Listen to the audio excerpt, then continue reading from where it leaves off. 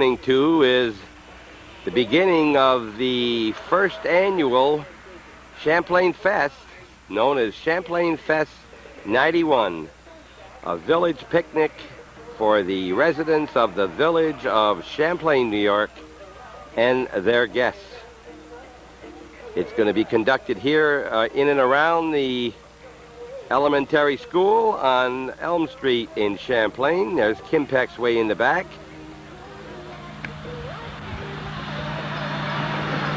It's going to be held here starting about 2 o'clock until about 6:30. The sun is in behind some of those clouds, but it's a warm and hazy day, but very nice. I'm Bob Venne, one of the committee here that has been working on this Champlain Fest for about 3 to 4 months now. And it starts off at 1 o'clock down at the parking lot at the Champlain Knights of Columbus, where Ralph Forte, the organizer of the Champlain Fest 91, is going to lead all people who come up Oak Street, around on Maple, Butternut, Chestnut, and Elm Street, and talk about the history of the various old buildings we have on those streets, and maybe even part of Prospect.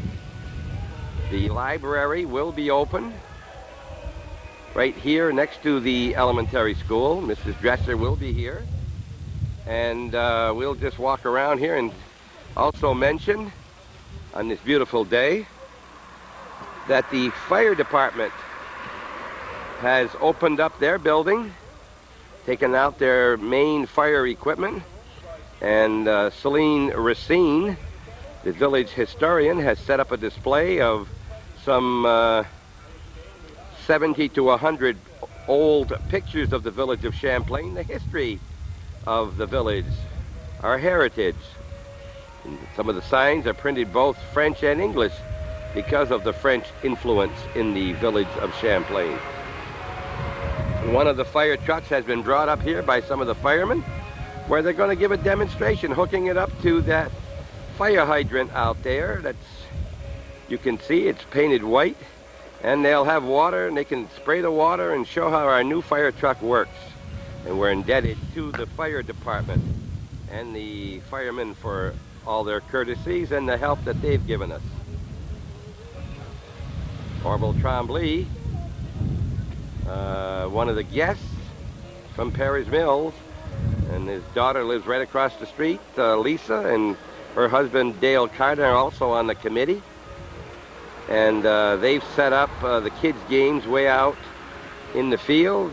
She's in charge of the kids' games. There's some volleyball nets have been set up. There'll be some volleyball games. The horseshoes are going to be played way over on the far side there next to the other goal post, way over. And there'll be many other games. There's going to be a bicycle decorating contest. You'll see a lot of this that I intend to take before the afternoon is over. We're in the parking lot at the Knights of Columbus, where the tour of Oak Street, which is right over there between here and that home. That's the home, original home of Plenty Moore, which was destroyed by fire in 1912 and then rebuilt. And we're here to start this tour. We don't expect 100 people here or so, but right now we've got, I don't know, there's 8 or 10 people around, and we were hoping for more than that, but maybe they'll come along. There's a couple cars just recently came in. It will start on time at 1 o'clock, and we'll be going up Oak Street more. Then we'll be going across onto Maple, I believe, and down Butternut and Chestnut and part of Prospect Street. This Oak Street you see is, Ralph will probably mention, formerly known as Canada Street. Last before it became Oak Street, and previous to that it was Moore Street. And we're getting some people coming into the parking lot now, and we'll be starting out shortly. To be led by Ralph Forte, who originated, as we mentioned, this whole idea. This is where the former mayor from Rouse's Point, who Harry McManus and Missy now living in Champlain, live right in that home. And that's now the funeral home here in Champlain.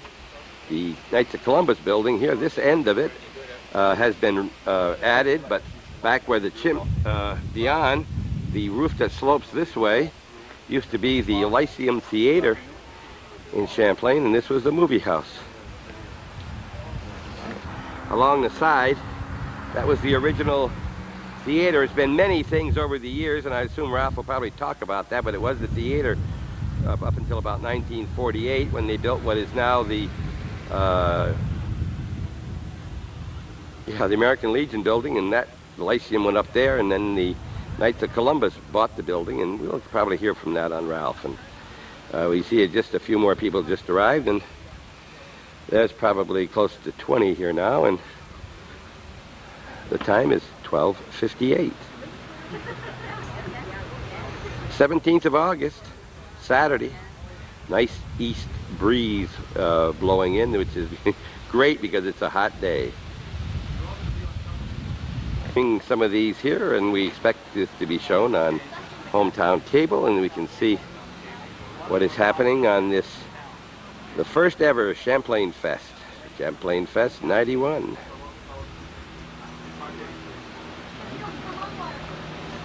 We'll join the tour now with Ralph when we start out. Tell you what we're going to do today. This is just a walk-by tour of this part of the village here, the Oak Street, Chestnut Street, Butternut Street, Maple Street area, and we'll go on to Prospect a little bit just to show you some of the older homes that have been in the village and some of the older structures in the village. We have some research done on this area. It's not complete, and what we're going to do today is share with you what we've found so far.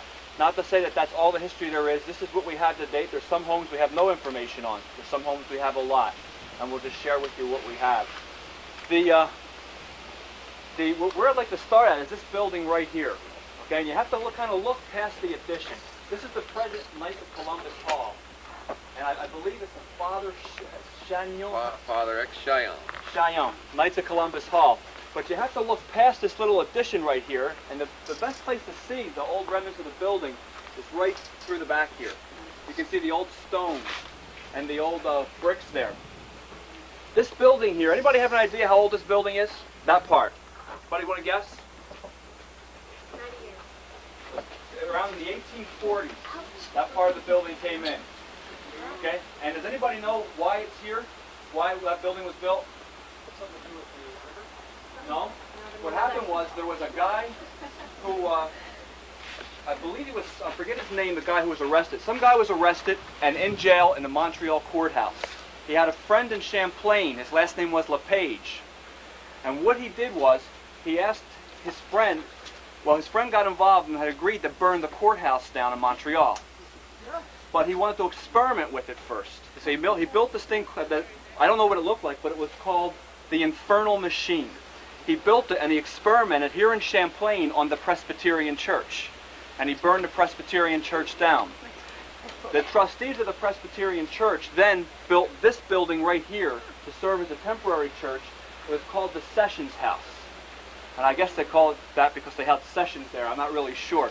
But that's why this building was originally built. And this guy, by the way, with his infernal machine, he was very successful. He went to Montreal a month after he burnt the church down here in Champlain. He went to Montreal and he burned down the Montreal courthouse. He was arrested. He was here in Champlain. He was extradited back to Canada, one of the first people extradited under a treaty that was made for extradition at that time. Extradited back and was kept in prison there for 15 years. But that's basically how this building came about. But if any building in Champlain has a varied history, it's that little one right back in the corner there. Okay. Anybody know what used to be here? Was there a printing? There was a place here called the Mooresfield Press. Yeah, right. And it was run by the McClellans, who used to live right there, and they published a series of historical journals, which are still available today. You can buy complete sets at the Historical Society. They published 2 years of historical journals in the basement of that building right there.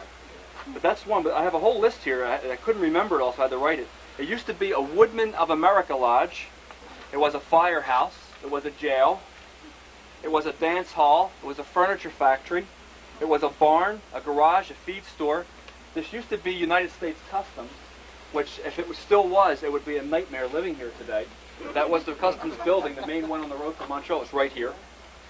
It was a jewelry store, a grocery store, the printing press place that you mentioned. And it was a theater, the Lyceum Theater, and then the Knights of Columbus Hall, which it is today. So this building, if this building has a long, if any building in Champlain has a very long resume, it's this one right back here. And we're back here in the back of it, but right against the river, trying to see it. But this is where you get the best glimpse of what was put in back in the 1840s. Ralph, did you mention it was a furniture store for a while? A furniture factory, I have found. Well, it was a furniture store by Paul Bailey in the very early 50s. Okay. Anybody have anything else on this building? Because if any of you could help our little history search here, we'd appreciate it. You know that the Morrisville Press was operated until Woody McClellan died, probably a year before, and that was a dirt floor. There was never, I didn't know that. Yeah, there was never cement until after the Knights of Columbus took it back over from Woody, and then spearheaded by Alan Cardan, they put a cement floor in, and is now another room that we use quite often now. So this has been the Knights of Columbus for how long now? 1952, we bought it and gave a life lease to the McClellans in the basement, where the dirt floor was. We used the upstairs, the first floor, as a result of a loan from Bill Paquette. Loaned the Knights of Columbus. He was a member, and then we paid off the loan in the, I think, the middle to late 50s, and from then on we've been more or less debt-free. And Knights of Columbus do an awful lot for this community and this whole area. And I think the Grand Knight is right next to you right there. I believe he is. Well, past Grand. Past Grand Knight, all right. And Not finished. Okay. the past Grand Knight gave us permission to use this point as a meeting place. And he said if there were over 50 people, he'd start a barbecue here, but they're not 50 people, so you won't have to keep that up, Jack. Any questions about this? The old Sessions House, the old Customs House, the jewelry store, the furniture store, the barn, the jail? Any questions? Okay, why don't we move on? You see it, the crowd has already increased, and we're starting up what is now Oak Street. And I'd say it's a nice little crowd, and everyone seems to be interested, which is what we want. We don't need 100 half interested. We're glad to have the 40 to 50 that are very interested. The Moore Homestead. Okay, and probably Mrs. Parsons can tell you more about it than I can. She lives there. This home was built, I gotta be careful what I say here. On this site was a home by Pliny Moore that looked just like that with Hoover. And it burned in 1912. This right here, this is the one that burned. Oh. Okay, that's a little cottage right in the back there. This one burned in 1912. The gentleman who lived there, his name was Hugh McClellan, and he was an architect. Bob, I believe he was an architect, wasn't he? There were two McClellans. There was you and Malcolm. Okay. I think you was the architect, right? Okay. He happened to study the house in detail, so before it burned down, he had really the plans for the house. The following year, they rebuilt the house identical to the one built approximately 1800. Okay. Now, as for the style for this house, I went through trying to catalog the styles for homes in this neighborhood, and it can be difficult because sometimes they're mixed. The best I can do with this one, it doesn't tell you very much, is colonial. Okay? I'll get into a little more detail as we get up further. But this house is a colonial or federal style home. In the front of the house, and if you get a chance to look at it, there's a beautiful window on the second floor. It was there last time I looked. Is it still there, Miss Parsons? Full of plants. It's a Palladian window, and it was a window that was very, very popular during that period of time. And you'll see them as we come through the street. That was kind of a sign of wealth. You had a Palladian window, it's like having a BMW today. I can give you a couple more pointers. Sure, go ahead. This cottage was the carriage house years ago, you know, and then after the crash, when McClellans lost everything, they couldn't afford to live in the big house, and they moved into the cottage and made it livable. It was the carriage house, and our front door is a Dutch door. It's a split door, and the whole staircase, way to the third floor is cherry, all imported cherry wood. Now And we still have a lot of the original light fixtures and things in there. The cottage behind there, did that burn with the house in 1912, or does that predate that? I don't know if that carriage house was added. I think that was probably part of the original building, but I don't want to swear to it. I don't think that burned, did it, Marilyn? I don't think that burned. That was the I carriage cannot house. find where that burned, because when this did burn, there were still papers, a lot of the McClellan papers around. They had to be stored somewhere, and I remember reading somewhere that they might have been back in here when the fire took place. There's a huge vault in there. It's a room. It's a steel room, which is a big, big vault where they kept all their securities and everything. Just so you know, the McClellans basically kept a history, the likes of which probably never was recorded in the North Country. They have a collection that was given to Plattsburgh State University. It almost went to Cornell, but somebody, I don't know who it was, kept it in this area. But if you read about that family, you'll see things written like they never threw away a scrap of paper. Okay? And so when they gave their papers to Plattsburgh, basically the history of Champlain is in their papers, and you can go down there and look at them today. And also, one of the McClellans took the papers and then had them transcribed into, so they're not on the old sheets anymore, but if you can look and read on regular 8.5 by 11 inch paper and not disturb old manuscripts and things like that. It's something that small towns don't always have a chance to have. We're very lucky here in Champlain to have that. Any questions about it? Mrs. Parsons, do you have anything else to add? In the back is a big sun house that we have restored and kept restoring it. That we read, and it's all screened in, but many, many years ago it wasn't screened in. And you know, they'd go out there and sit and where they had their entertainment. And there was a gazebo out in the front. We have flowers planted around the base of it, but that burned. The little gazebo burnt probably when the house burned. Okay. There are pictures of this house after it burned at the fire hall. There's a history display there until 4:30 today of pictures from the village from 1872 to the 1980s, okay? So if you're interested in that, you can see pictures. Not that I want you to show you something depressing like that, but you can see pictures of the house there. Right, just to add something, down in the McClellan collection in Plattsburgh, there are also several large photograph albums just filled with pictures of old Champlain, and you can just go in and request the album, and it's fantastic. All pictures of the house during the fire, and the whole neighborhood, downtown, they're really Over super. the library, they have some pictures too. We are lucky in Champlain to have that. It's something that most small towns, they never have anything like that. Can everybody hear me in the back okay? Okay, why don't we move on up? Ralph, one more thing that they did. They have a complete collection of all of the tombstones in Clinton County, and they have actually went and made a copy of every tombstone in Clinton County in northern Vermont, which has also been given to Plattsburgh, I believe, So and to St. Albans, genealogy yes, yeah. particularly because of the Protestant churches didn't have the records that the Catholic Church had, and they wanted to have some kind of a record. Is this just the Protestant cemeteries that they have? I don't know. They got them all, I believe, right? They've got them all. Okay. All the old cemeteries. If you're into genealogy, great place to check. You can't read a lot of stones. George done it. Right. We're on the corner of Chestnut and Oak, and there's nobody home, we just heard. Oh. Okay. This right here, I'll call this the McManus house, okay? And right now we are the guest of Mrs. and Mr. McManus. This home and the style of this home, and you will rarely see anything built like this today. That it's built, and you know, sometimes you'll see builders imitate what was built in the past. This style of home, you will rarely see it. This style, anybody know what it's called? It's called Gothic Revival. Okay, and the thing that distinguishes this style of home, if you had to guess what distinguishes this style of home, what would it be? Cornice. Be those that gingerbread all on the side. That distinguishes the Gothic Revival home.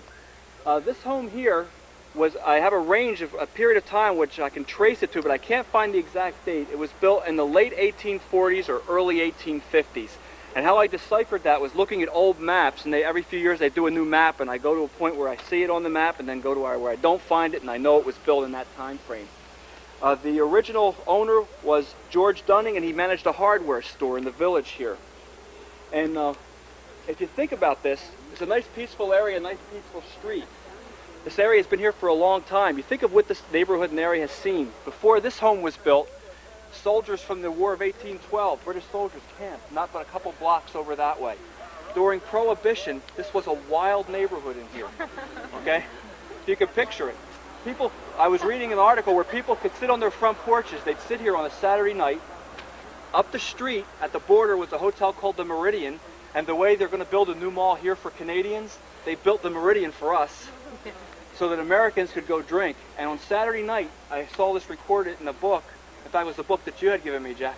People would sit on their front porch, particularly in McClellan's, and wait for the car accidents on the bridge. Okay? But getting back to this house has been here for about 140 years.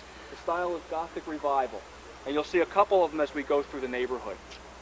One thing that happened here is kind of interesting. In the election of 1864, when Lincoln was running for re-election, they held a huge torch-lit parade that started down at the McClellan's house and went all through the neighborhood. I found that in some of the papers. Were there pictures of it at all? Not that I've seen, no. But Laura Nye, who was the grandmother of the McClellans, recorded it in her diary. And you saw this in the McClellan collection? Mm-hmm. Okay. Another thing I want to mention to you about the neighborhood we're in now. This neighborhood is unique in Clinton County. If you go into other areas that are somewhat populated densely, like a village or a city, the areas, the historic areas, are usually smack in the center of the town. This one's just north of the center. If you go into places like Plattsburgh or in some of the other small areas, small villages, the homes in that area, most of them are either doctors' offices, lawyers' offices. They've been divided up into apartments and things like that. In this neighborhood here, it's still a quiet residential neighborhood. Another thing is, we're in most of the county where you'll find older historic homes, they're on busy streets. This area here is very, very quiet, which was rare. But the reason it's quiet is this used to be the main road to Canada. And then they built the Northway and the service roads, and it quieted down. This has become a very peaceful neighborhood. This is unique in Clinton County. There's no place else like it where it's a large expanse of a neighborhood like this where it's not on a busy street. Back in those times, people built near the center of the village, to the center of their town, and what happened was, as the place is built up, it got busy. This area has been spared that. Any questions about this style house? Ralph, have you planned to tell them the different names this street has had over the years? Oh yeah, I'm glad you reminded me of that. This street, the names I've been able to find, there may have been more. The very first one I could find was Moore Street. Anybody guess why? Clearly named it after himself, okay? Then after that, I believe it was it Prospect Street, Bob? No, it became Canada Street. Canada Street, okay. Okay, but there's one more name, and I remember seeing it somewhere. Let me see if I have it written down. It might have been the Meridian Access. Oak, Canada, and Moore are the three I've been able to find. And this street was Matilda Street. This street has had more names than you can imagine. Bring it back to Matilda Street? We don't want to. Those of us who live on it don't want to bring it back to Matilda. Well, now, before Matilda, it was known as Church Street. And Church Street, where I live, at that time was called Mechanic Street. So there's been a lot of switching of the names of the streets in this village. Oak Street used to be up where Walnut is now, up next to Kimpex. This is called the Meridian Road quite often. This was called the Meridian Road, but more in the town, I believe. Oh, okay. That once it hit the town, it stayed with the Meridian Road, but here it would be called Oak Street. Okay, let's move on along then. Oh, yes. Anybody know what this thing is? Well, you used to be able to, you could hitch your horses, and then when the carriage would pull up, I'm sure it has sunk over the years, and probably the frost heaves it up in the wintertime, you're able to step onto the carriage without really having to really climb up onto it. The street right now, if you look at pictures of the street on display at the fire hall, the street is much higher than it used to be. These homes used to be level with the street, now the street's higher, and it's because people keep paving and paving and paving, and one layer of paving gets on the other, and 100 years from now it'll probably be like about that high. Better watch out. Unless we... This is a woodchuck hole. Yeah, that probably is a woodchuck over there. Anybody know what style this house is? Gothic Revival, the same as that one. That's a brick variety. This is a clapboard one. You'll see a picture of this house over in the fire hall, probably from about 1900. This house looked exactly like this back then, except for a couple things. One is that this street used to be lined with elm trees, but they've all since died with the Dutch elm disease. And you can see pictures of that, and it was absolutely beautiful. But there was an iron fence right on the corner. But other than that, this house hasn't changed. And the people who live here, they keep the home up, but they always try to keep it in with the period of time of which it was built. In fact, it has just been repainted. It's a beautiful home. And even the porch with that type of furniture on it, very, very common for back in the late 1800s, early 1900s. I just picture Victorian women sitting there enjoying tea and doing things that they did while their horses were parked right here, okay? But this house here, I have a date on this one. This is a Gothic revival built approximately 1845, so this house has seen a lot of change. This house has been through the Civil War, at least as close as it could get here. This house has been through being electrified, having indoor plumbing, to cable TV, to probably a microwave. So this house has seen it all. And for those of you who've been lucky enough to go inside, when you walk inside, at least when I go in, I feel like I'm in the 1800s. It is absolutely beautiful in there. This house was built by Timothy Hoyle. And the Hoyle family was into banking, but this one in particular, his occupation is listed as farmer. So maybe he farmed outside of town. He must have been doing very well. He built himself a very nice home here. Any questions about this one at all? Does anybody have anything to add about this house? Okay, let's move right Ralph, on. Yep. Personal note, why is Ralph Forte in Champlain? Why did he pick Champlain to live? Well, Tell us. I think it goes along with what you're doing here today. my wife and I couldn't find a place to live, Oh. so we just started driving around. And we saw that house over there, and I liked it, and I called the guy up, and he said, I'll sell it to you. And I bought it. What the? I live here because it's a nice place. Okay. Leaves on this house. On Chestnut. Look at the colored leaves already, and we're standing in front of another home. This house right here is a different type of style for the United States. You see it quite often, but this here is a variety of a style called Second Empire. Okay? Let me just tell you a little bit about this house. This house was built by Pliny Moore's son. The gentleman who built the big White House we saw on the corner over there, his son built this. His name was Royal Corbin Moore. And he has a very interesting history for the period of time in which he lived. Watch out! Hey, we got a car on this street here in Champlain. Here's a first. Part of the TV show here, right here. A car in Champlain's Chestnut Street. And this gentleman, Royal Corbin Moore, Pliny had problems with him. That was fun. He was kind of a renegade, the prodigal son. He took off to Vermont, and he met a woman. Her name was Savage. She was married to this guy, I believe his name was John Savage. I may have the first name wrong. And her and Royal Corbin Moore kind of basically lived together, which kind of wasn't done back then. She had a son, and her son, and Royal Corbin Moore went out to Ohio to live. He had a reputation for beating the son, so just keep that in the back of your head, okay? In the meantime, a gentleman named Julius Hubble, who was Pliny Moore's son-in-law, got involved with the Savage family, and Savage said, you don't get this thing fixed, we're going to expose it all. In this day and age, people wouldn't think twice about it, but back then it was a big deal. So they got Royal Corbin Moore to come back. On the way back east, the son died. They say he died because he swallowed a button. That's what's recorded in history, but the town felt that Royal, the gentleman who built this house, had beat this son and he died. Well, Royal moved back and he married a woman named Laura Whiteside, and we'll get to the Whiteside family in a little bit, and they lived in this house right here. They had a total of 9 kids. This house was built in about 1865. I have it numbered down to 1865 to 1869. And the inside, other than kitchen and bathroom, is pretty much the way things were back then. It's been remodeled and unremodeled and remodeled and unremodeled, and it's under a major state of construction inside, the likes of which most women would not put up with, or men for that matter. Just one thing about these old houses, when you buy them, you don't just paint them. This one here had 130 years of paint on it, and it was scraped all off down to the bare wood, because after 130 years, you got to get it off. You can't keep Hey, putting it that's on right. It is tarmac. Yep, that's what it is. And this house, also, when you buy a house like this, you have to go through and rewire them. You have to go through and put all new plumbing. They take a lot of work, but if you're into the romance and character of it, it's well worth it.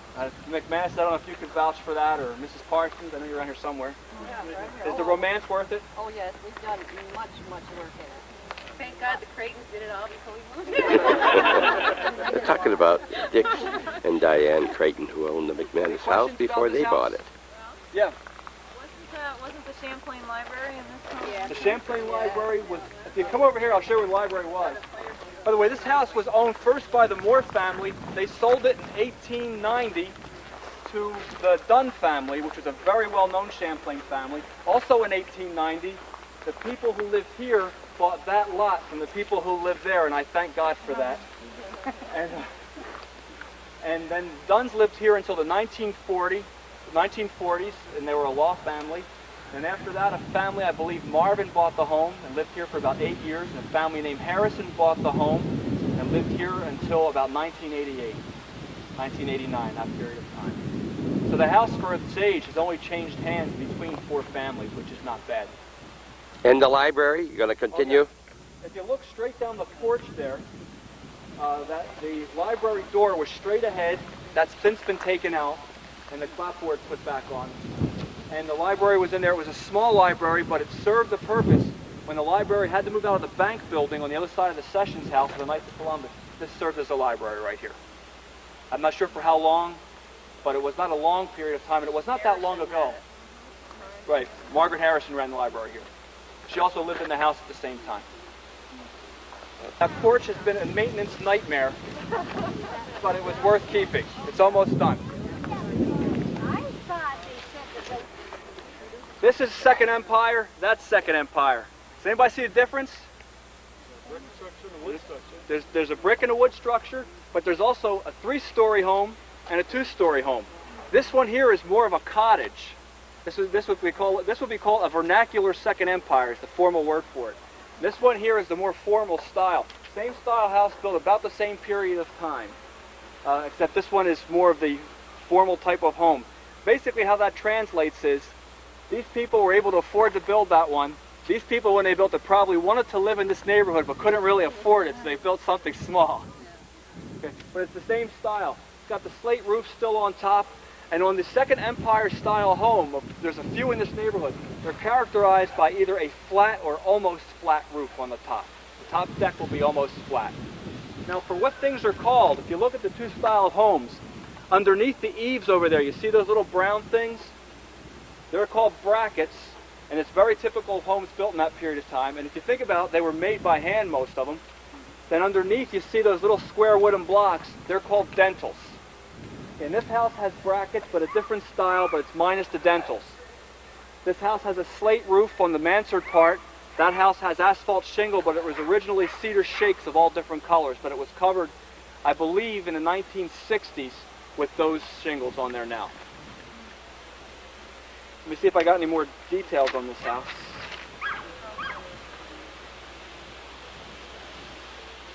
Well, that's about it. Any questions about this one, or anybody have anything to add? Who lives here? That's when Pliny Moore had all the land here. One thing on the original home for this one right here, the name Gallagher sticks in my mind. In a map of 1869, the name Gallagher sticks in my mind, but I'm not really sure.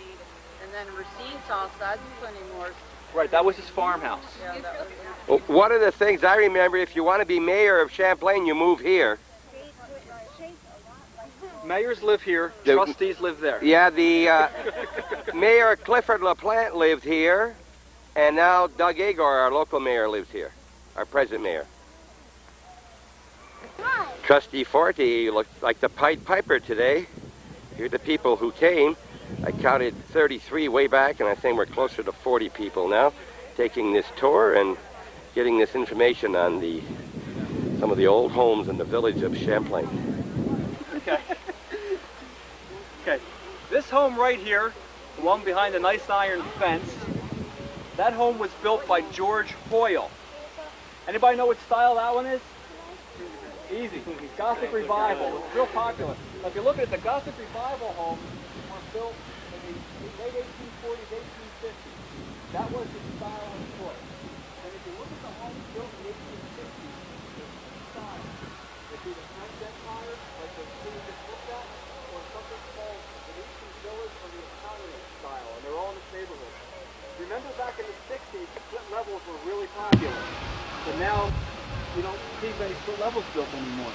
This is basically the same thing back then. This was real popular back in the 1840s and 50s. In the 1860s, people moved on to Italian 18th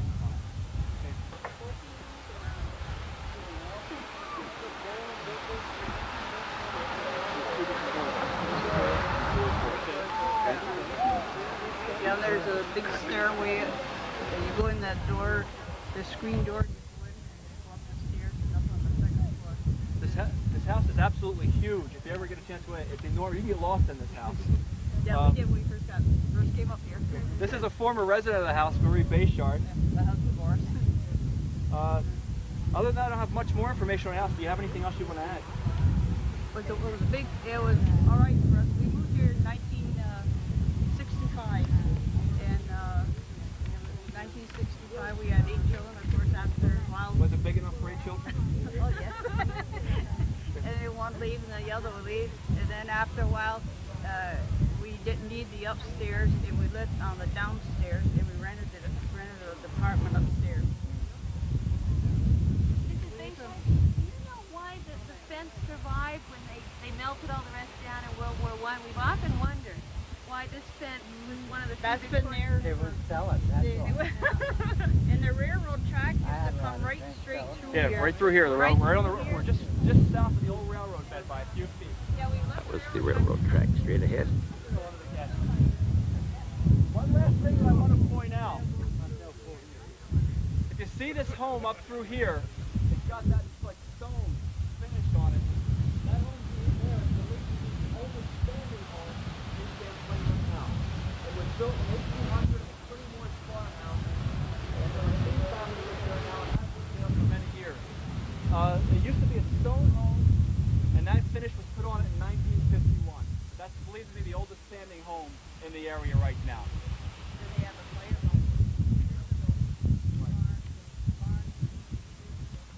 One other thing I want to mention is the old Champlain train station, which I wish I'd seen. I'd never got to see it.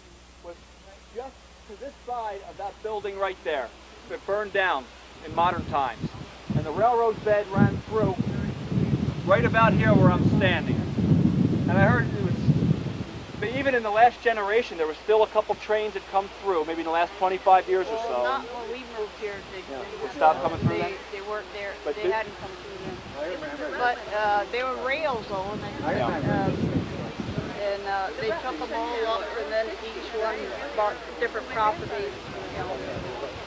Any questions about this area at all? We're going to take a little walk now, and we're going to go up to Oak Street by the Glenwood Cemetery, and then back down Oak and we'll be finished. We'll go through the homes on Oak, okay? This house was built by 1960.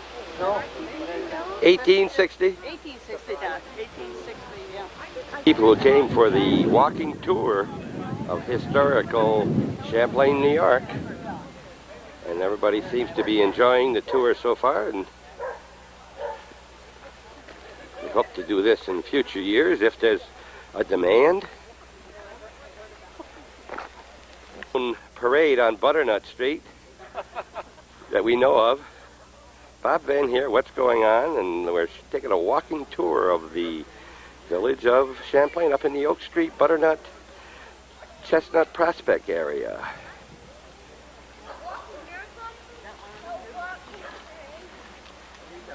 The reason I wanted to stop here is there's a style of home here which is about as American as you can get. And you'll see them all over the United States. They were extremely popular. And I haven't done much research on the homes in this street, so I can't tell you when they were built. Tom, you know when your home was built? Late 1860s. Okay. That's all I can do for a day. From the style, I would have said 1870, so that's sounds like about the right time. And I believe in a map of 1869, I think your house may have been on it. This home and this home right here, and this home and this home right here are a style that's called American four-square homes. Okay? Very, very popular style. They're nice homes, they have nice layouts, and they just sprung up like wildfire all over the place. It's kind of like the ranch home of the 1870s. Not in style, but I mean, remember in the 1960s and 70s, ranch homes became popular and you see it everywhere. Very popular. Butternut Street. Beginning of the second half of the last century. They're everywhere and they're still popular today. When people, you find neighborhoods of these homes and Mr. older and towns Mrs. all over the Thomas country, and people flock to them. Tremblay, the owners. Excuse me, Ralph, is the style of the roof give it that name? Do you know? It's the shape of the house. Thomas and the right style there of in the the roof. white hat. Okay, like that roof is a hip roof, but there's one over on Oak Street. Married and to that's not Kim a four-story home Parsons. because it's too long. Okay. Something about the church that the Crooks used to live in the house where we did, and they gave that corner of the lot for the church. And then after a while, we sold them property and built the hall. That church wasn't on the original deed map when the home was put out. The Crooks, that they Okay. live in that corner of the lot. One thing about this house I want to point out is that gingerbread around the porch is something that basically, well, let me talk about porches a little bit, and I'm going to get emotional probably. Front porches were a very important part of American life. And one of the things about porches, and there are actually books published on porches and the psyche that goes along with them. People like to have them because that was their chance to see their neighbors. It was just common to sit on the front porch. People would walk by and they'd see their friends and say, hey, come on, come up on my front porch. And you'll see in a lot of these old houses, they all have front porches. As cars became popular, front porches kind of went by the wayside a little bit because people drove by, didn't walk by anymore. But front porch living and front porch America, if you've never experienced it, it's really nice. Sit on the front porch and say to your neighbors, come up on my front porch and have a Coke or something like that. It's kind of nice. I like your enthusiasm. Have a home room. Need more of that. Yeah. Tom, is that a new fence you've put up? No, it was there when I bought the That's house. relatively new, though. Within 5 years. yes. Uh-huh, nice looking fence. It really looks nice. And there's the one of the owners of this. And this is not his wife, it's his mother-in-law, though. Hi, Marilyn. Hi, Bob. One is there's a yard sale, and I needed to let Bob get it out of his system. We got a yard sale here, and at least he can look over his shoulder and see what's there. Okay. The other thing, and I just want to stop and just talk about this home briefly. Anybody recognize the style of this? Second Empire again, the same as those two homes on Chestnut Street, but again a different variation. It's a home as opposed to a cottage, and this one here was originally clapboard. And another thing I would like to mention, probably one of the most beautiful gardens in Champlain is right there. It's absolutely beautiful. But here's the home. You can look at it. You can tell it's still old.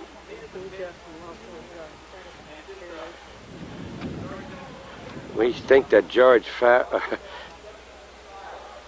Tatro won't mind us going on here and looking at his garden. A lot of work goes into this beautiful home. I've been in the home, and it's just as gorgeous inside as it is on the outside.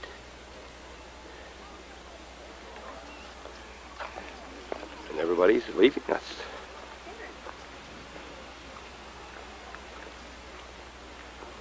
There's the garage sale we were talking about.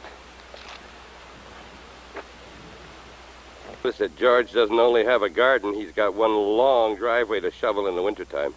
Doesn't go all the way back in the wintertime. He takes that first turnoff to the left.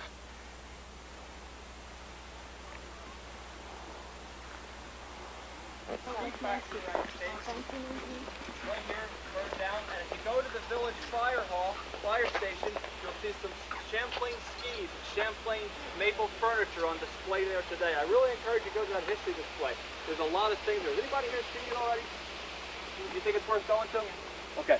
The other reason I want to stop is take a look at this sign right here. Does this sign fit in the neighborhood? Take a look at the guy. What do you notice about him? Got knickers on. That sign was just put up. I didn't know they still made them. Right. There's one down by Oak, and the one on Oak is a modern one. But this one here, I don't know, you can still get them with knickers and a little cap. They still make them that way. He's jogging. If I can ask you here to stay over Greenberg's, on this side in case the car comes Oscar around. and Henrik operated this Greenberg ski factory here to our right. They made water skis, regular skis, got into some tennis rackets, I understand, had bent furniture, and they glued up various woods.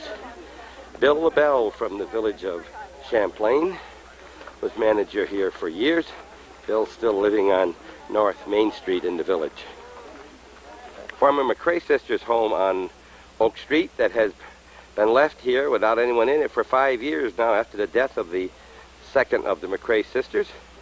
And the grass here has grown up maybe 2 and 3 feet high around, and it's been an eyesore for the past couple of years. And we understand that Floyd Bursey came down with his lawnmower and kind of trimmed it for the benefit of the neighbors who go up and down Oak Street. We thank Floyd for that thoughtfulness, and at first I thought maybe Ralph did it so it would look better on his walking tour. But thanks a lot, Floyd. Now, I like the name. It sounds really nice. This is a Venetian villa. Okay. Anybody know what the purpose of those little cupolas were up there early on? Well, that's exactly what it was. It was a place to look out to sea. I mean to sea, S-E-E. Okay. But usually they were built by the sea, S-E-A. We're looking at the home of Mr. and Mrs. Daniel Marr Cape Cod homes in the up south. on Oak Street. This is a Venetian villa. It comes from the word Venetian for Venice. And it's another name for it would be an Italianate type of home, and it became extremely popular along with the Second Empire, like I had mentioned. And a couple of things that distinguish this style of home, right off the bat, is that cupola at the top. Okay, it's called a Venetian villa because of that thing. Lots there. of people along Now, the way with the long walk up to Glenwood. The front, and it was like a tower that went from floor to the top. It would be called Italianate. They're both of Italian origin. But this one here will be called the Venetian villa because of that. That weather vane at the top, you don't see them anymore. It's the kind with the little glass ball right under the little thing that turns back and forth. Again, like most homes at the time, it's got an absolutely beautiful front porch. That front porch right now, especially with the sea, doesn't it just say, come up and sit on these chairs and have a nice cup of tea? I used to sit on like that. But this home, and one of the nice things about this home is that it is in really good condition. It's been kept up, and it still looks like the period from whence it came. The home was built in 1868. It was built by a gentleman named L.C. Hubble, and Italianate homes that you would find, or Venetian villa type homes you find in Washington or New York City, would be much more formal than this one. So this is that style home, but it fits perfectly in the setting that we're at here today. You know, large yard and things like that. It still has its carriage house in the back, and its carriage house is as large as some homes today that people live in, with a slate roof. A beautiful setting for a beautiful home. Any questions about this style or design or anything? Okay, going to backtrack a little bit.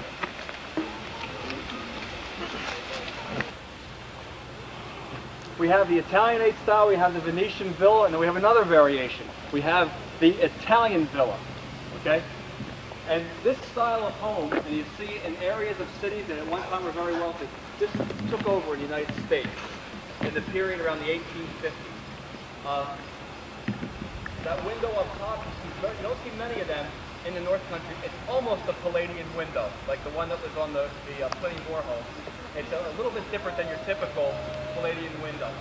The inside of that home is, you go in there and the floors are inlaid wood. In the dining room, where the hostess would sit, there's a little buzzer in the floor so you can push your foot on it and call the help. Oak Street is busier than Butternut. It's got the type of staircase that if you're getting married, you would want to walk down that staircase. This home is absolutely beautiful inside, and it's nice outside. It's got some problems now, but they can be overcome by someone who can buy it and love it. Okay? You have to love it, though. You just can't buy it. You got to love it. Okay? And again, very typical, an absolutely beautiful front porch that makes for a nice place to sit on a nice summer evening.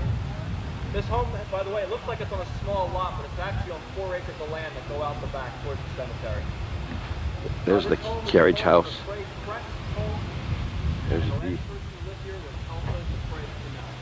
There's the carriage house.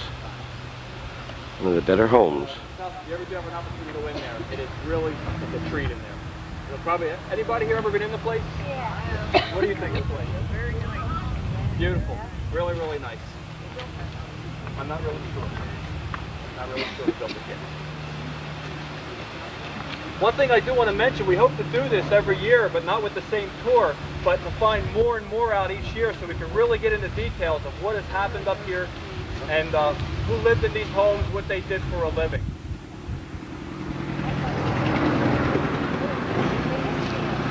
Yeah, to give more detail with it. The only thing is it takes time to find it. Yeah. Cemetery, it's behind these homes. It sounds like a morbid place, but it actually isn't. It is an absolutely beautiful place, a nice place to walk. And there's some tombstones back there from 1807, 1815. And back then when they did a tombstone, they knew how to do it. You can read a tombstone, you know where this guy was born and what he did every step of the way. But it's an interesting walk, and probably next year we'll put it on the tour. In addition to being a good place to learn, and you can read about people who died in the War of 1812 and their little history on their stones. It's just a nice place to walk, just to kind of get away from it all, if you ever want to get away from it all. It's just a question for recognition of style of home. Everybody recognize the style? Gothic Revival. How about that style? American Foursquare. Looks like American Foursquare with a stutter. Just to point it out, one thing is I have not been able to pinpoint the style of this house. Anybody else know it? I'm not really sure. It's different than anything I've ever seen. I cannot find anything in the home. Mr. and Mrs. John Rowe own this home today. It's the front of it could be like a Foursquare, but the roof's not John and right. Jerry. The side wood on the side could almost be like a Gothic Revival, except it's not gingerbread. One thing I want to point out about this house, and like I said, I just started doing work on this house, and I may be wrong, but a family who lived here, her name was Greenberg. Anybody verify that for me? Right. Okay. The Greenberg family had the ski factory, but they also were responsible for the invention of a number of types of machinery for bookbinding. Okay, and right here in Champlain, an inventor lived here who really did some good things for that industry. Okay, and again, we're a small town, but if you look at the type of people we've had here, first of all, plenty more. Well, I say first of all, that's what the history books say, but the French Canadians were here first. But the history books don't tell you that. They always start with plenty more. But we had people like the McClellans who kept a history the likes of which you never see. We had people like the Greenbergs, brilliant inventors, all living right here in Champlain with us. Hopefully I can have more on this house for you next year. I believe it was built in the 1880s, but that's all I have on it right now. I do know that this used to be a cemetery. And then this cemetery wasn't used anymore, and it was moved behind those trees you see in the distance. Any questions at all? I probably can't answer them about this house, but... Okay, let's move on. The former Alfred Gagnol home. The tracks ran right along through here. This home right here was built in 1815. This home has been here for a long time. Those bricks have seen a lot of things happen on this street, from probably massive customs backups to prohibition to other sorts of wild activities that may have gone on in a border region like this. This home, for lack of a better name, we can call it the Whiteside home. That's who it was built. It was an important family who came here. The style of the home could either be called like a federal style home, possibly Georgian. And one of the things that always characterize these type of homes are those little Palladian windows. We've seen a couple in the neighborhood, right above that little porch right there. So this home was built in 1815, like I mentioned, and it's basically of the old mansions that were built in Champlain. For example, the one on the corner where Plenty More lived, that's not the original one. This one is still original. This is the oldest one left. Okay. The Whiteside family had it first. Some of you might remember it as the Gagnol home, and now it's a home owned by Dr. Michael Galbert, and he's doing a renovation on it right now. We'll let this truck come through. He's got to stop and do a pickup here. The gentleman who lived in this house was a very prominent family in Champlain for the time, married in with the Moore family, and the family owned a paper mill here in the village, well, in Champlain. Our village incorporated in 1873, and the mill was actually in before that time. Do you know where that was located? Yeah. See these this is the railroad right of way, and you go west right on the river. There's a little stream there. It's like between the river and the stream. You don't mark it anymore. Got some competition with the vehicles right now.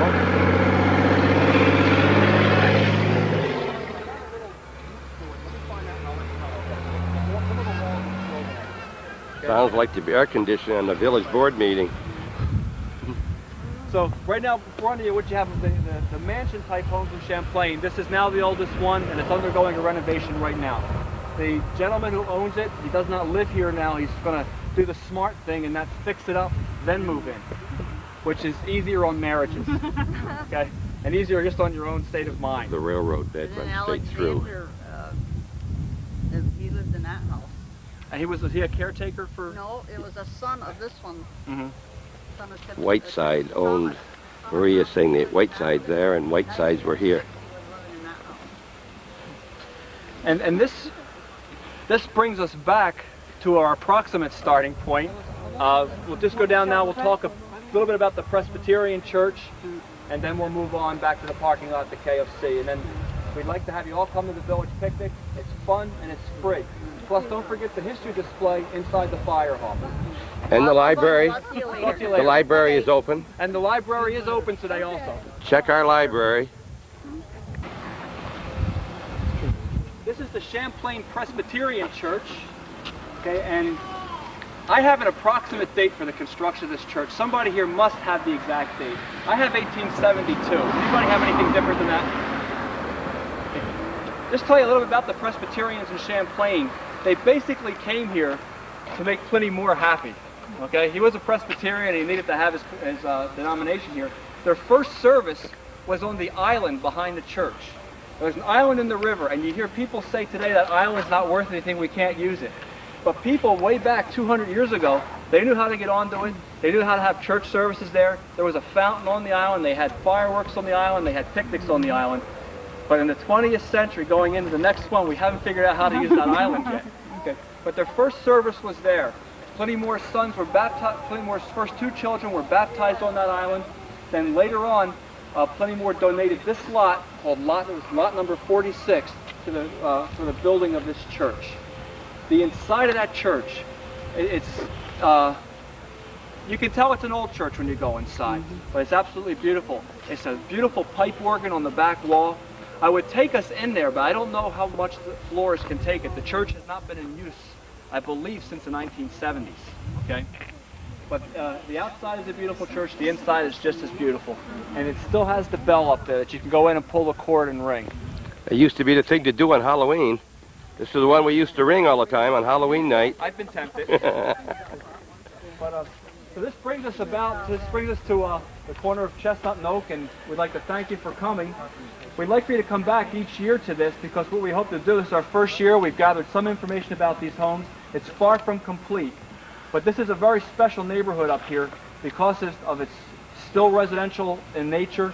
It's very quiet, and most of the people have done a nice job of maintaining the Victorian appearance of the neighborhood. And we'd like to get more and more information as time goes on, so that when we have a tour here, we have really good specifics about each home. So we were hoping to get about 5 to 10 people to come today. I feel good that this many showed up, but we do want to thank you and invite you now to the history display at the fire hall and the first annual Champlain Fest 1991, which is just like in the good old days. It's free. Okay? So again, we want to thank you for coming. Take care. Thank you. We're late. Come on. Thanks, Ralph. Anyway. Southeast corner of the Champlain Fire Department, and you can see there's 15 to 20 people here, and they're looking at some of the old pictures, displays, etc. of the village of Champlain over the years and nearby areas of Champlain, and we hope that people continue to come in. Celine Paquette, right there, Celine Racine Paquette, our village historian in the village of Champlain, has worked very hard on this display. And she said next year it'll even be bigger, but there's somewhere between 60 and 100 pictures along the wall. And these two boats right here is a tugboat right here. And there is a barge. And this type of barge, that same type, which brought things up and down Lake Champlain and down into New York City, up the St. Lawrence, the Richelieu, I should say, were these models were made by a Mr. Paquette. I don't know his first name. I think it's Emil. But anyway, it's Larry's uncle. Bill Paquette's brother made these. And these types of barges right here, some 60 to 80 feet long, were made in the village of Champlain, just down on across from the main road here, right over the top of that hill on what is known as River Street today. Back in the 1800s, it was known as Pleasant Street, and a lot of these very distinctive barges, canal boats they were known as, were made right here in Champlain. And these tops on these boats, these right here, would remove. You can see these things would come off, and they would fill the hold up with merchandise, and then they would, there's one right there, Celine is taking it off, and then you would load your merchandise into here, and they had no motor, but they were towed by a barge such as this, and they would tow as many as 15, I believe, and this was the living quarters on the back of the boat and the man who was in charge of the canal boat brought his whole family during the summer. They ran up and down when there was no ice, and all the motor to bring this, all the power, was done by the barge, and they would, when they're on the lake, they would have as many as 3 and 4 wide and maybe 4 or 5 long, and they were all hooked together, and there was a regular chain of them. And we are indebted to Mr. and Mrs. Paquette for letting us see these here, and a great memento and a great history of what used to be in Champlain, New York. And we have tried to get a lot of information about these old boats and some pictures, etc. And we're thinking of doing a story on Channel 21, what's going on here with Bob Venne on canal boats, but we're not moving along too fast on that endeavor. So we'll go look at some of the other pictures. This was made Chairs right here were made at the ski factory, which was, we saw it this morning, by the Greenbergs own that up on Butternut Street. There were a set of 4 that Teresa and I received for our wedding in 1953 from her grandmother and grandfather, Mr. and Mrs. Israel Manette. And the 2 were like this. They were bird's eye maple and the regular plain maple. They were glued up and formed like that right here in our own little village of Champlain. And right underneath it is an old pair of skis made in the early to middle 40s at the ski factory on Butternut, owned by the Greenbergs.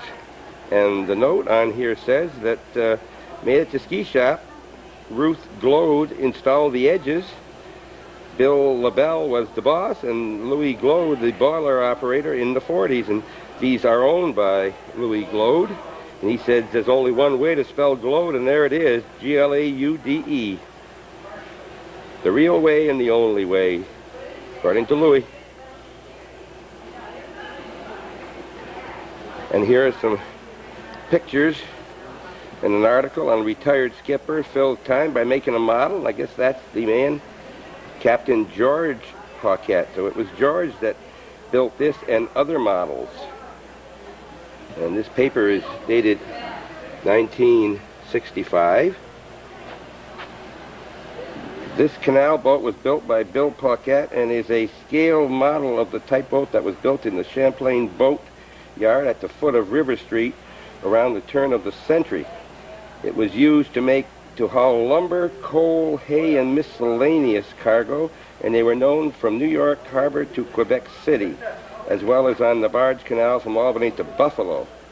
A Champlain-built canal boat was a proud possession, being exceptionally easy to handle when in tow on Lake Champlain.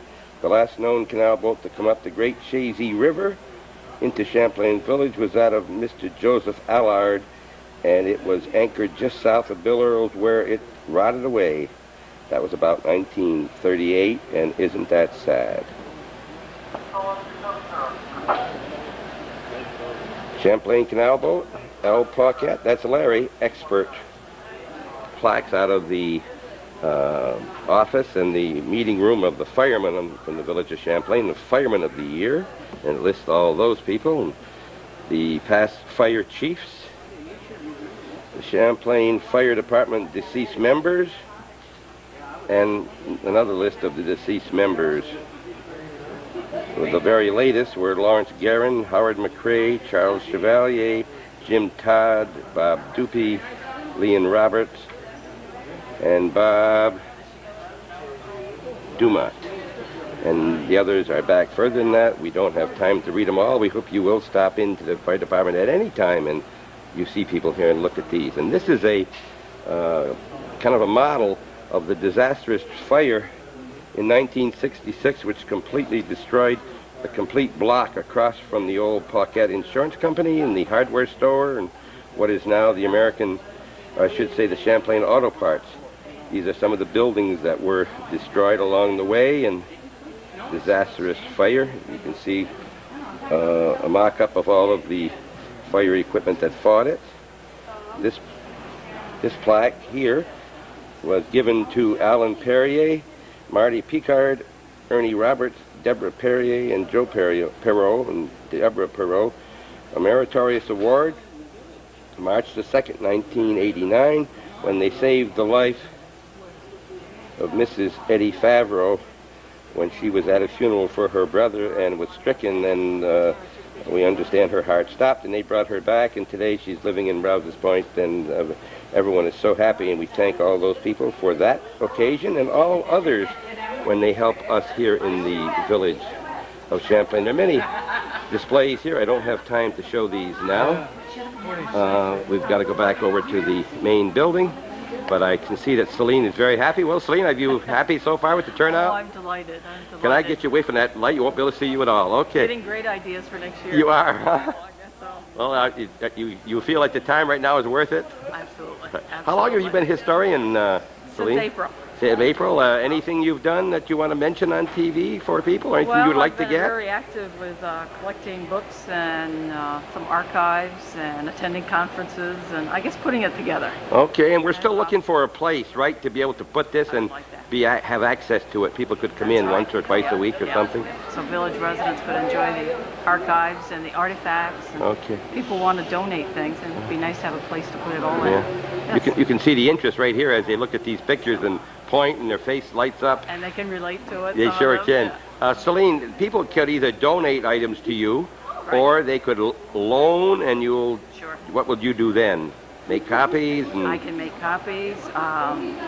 Yes, mainly make copies because eventually I'd like to put a real good history together of the Okay. village. Yeah, and you'll get the items back for those people who would want them Absolutely, returned. Absolutely. Okay, and remember, it can be reached at 298 2000. 2000. Okay, Celine Racine Paquette. That's Thanks, right. Celine, very much. Thank you, Bob.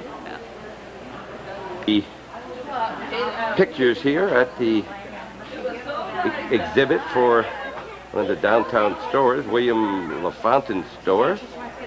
It's another shot of the inside store. Some of the employees in 1938 at Sheridan, and there's then some other the older pictures. Some of the canal boats on the river. Here is a ad they had back in 1949 or 50 for the village, and it said that free tickets will be given away to the first 10 children under 13 years old who bring in a complete list of the misspelled words on this page to Teresa Gay at Hoag's Drugstore. And Teresa Gay at this point is my wife. She's Mrs. Teresa Venne, and she remembers it. Up with their bikes to get their free decorating equipment from John Carney. Going to give them the rules, and some of the one or two of the posters. This is a lineup registration. There's Teresa up there. This is Teresa Venne, and they're going to get a free ticket when they sign their name, and they'll have a chance for a drawing, and then there'll be also prizes given throughout the day, or tickets will be given, and they'll be put into the a box or holder, and the more tickets you get, the better chance you would have of having one drawn for free prizes around 6:30. There's a volleyball game going on in the background, some people playing the games. There's the horseshoe pitching way in the background. And there's a game that's supposed to be down in front of the, maybe that's going to be a little bit later. Here are some more of the signs that are on the trees. The trees have been decorated, and a little bit of shade. The school let us use the some of the tables out of the cafeteria, and it had built-in benches, and they can eat their lunch here if they want, or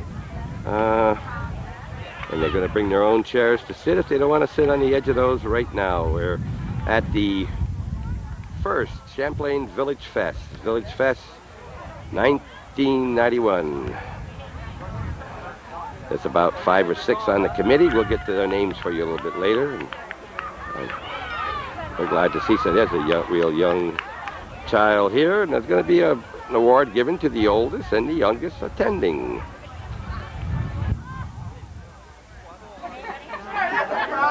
It's a warm day, and some people are warmer than others.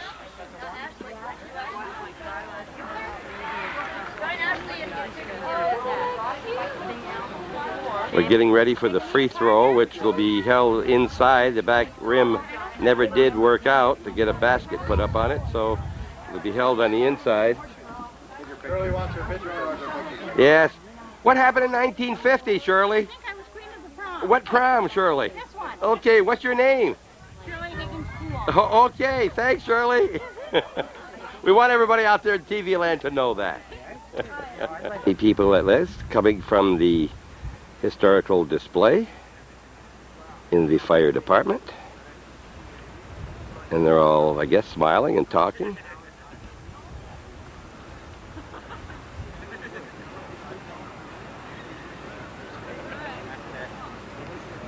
Yeah, they all went home and changed shirts.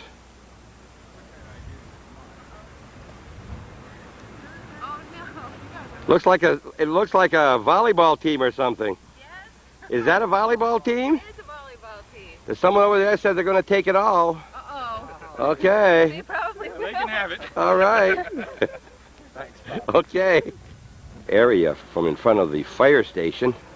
You can see some of the playground equipment, the metal and the over there to the west of the school. And that's what that committee, the Elementary School Committee, wants to replace with the new style playground, safer and better for the younger children. There's our elementary school, the tennis courts in the front. Some of the people who came are over there in front of the school. And of course our library is right there.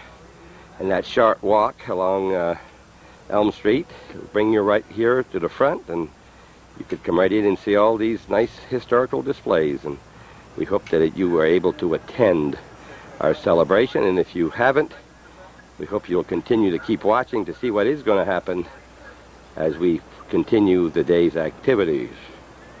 It's just before 3 p.m. There goes our Champlain rescue truck out. It just came over the radio, and they're on their way someplace here in the village.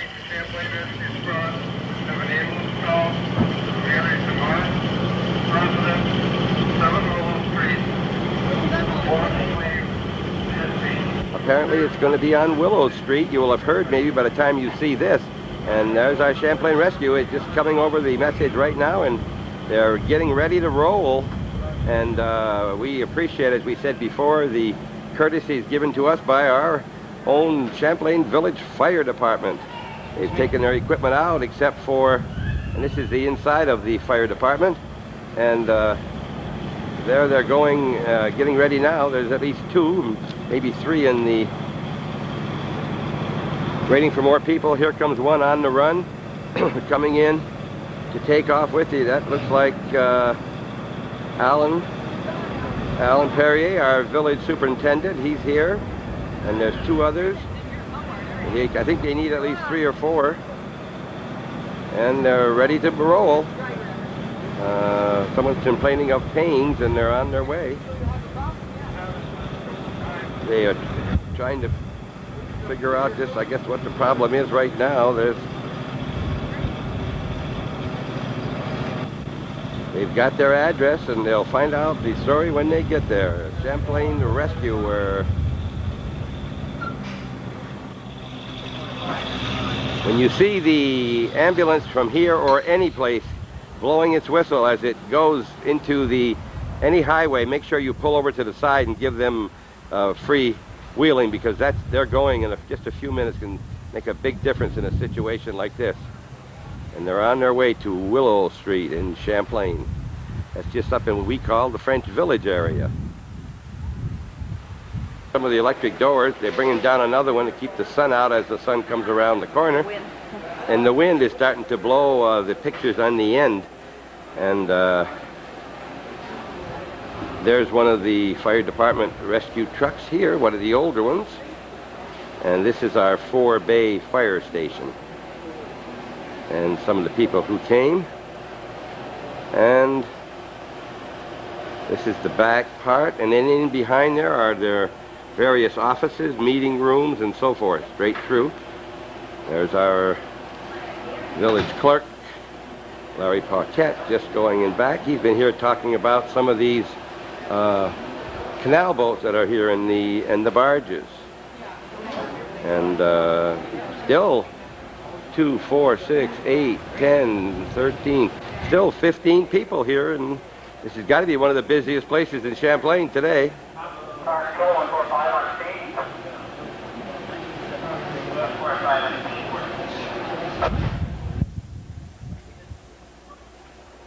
There's another volunteer right here.